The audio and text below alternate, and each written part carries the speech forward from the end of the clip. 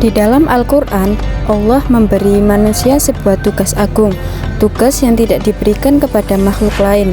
Dalam surat Al-Baqarah ayat 30, Allah berfirman bahwa Ia hendak menjadikan khalifah di muka bumi sebagai pemimpin, penjaga, dan pengelola kehidupan. Sebagai khalifah, manusia bukan hanya sebagai pemimpin, tapi juga sebagai penjaga, yaitu menjaga bumi dari kerusakan, menjaga hubungan sesama manusia, menjaga keseimbangan alam, dan menggunakan ilmu, akal, serta hati untuk membawa kebaikan.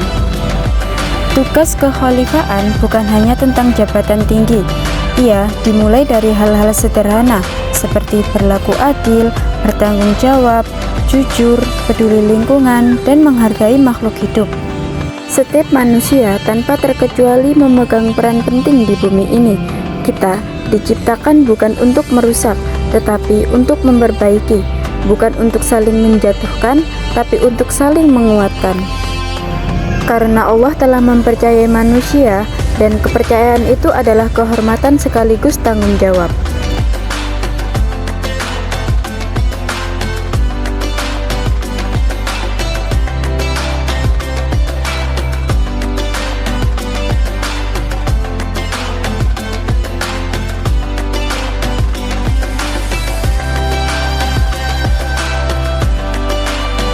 Sebagai contoh, di daerah Sumatera Utara, bumi memperlihatkan luka yang semakin dalam. Hutan-hutan yang dulu hijau kini berganti menjadi lahan kosong. Pohon-pohon tumbang bukan karena usia, tetapi karena keputusan manusia, terutama mereka yang diberi kedudukan tinggi, yang seharusnya melindungi, namun justru menyalahgunakan kuasa.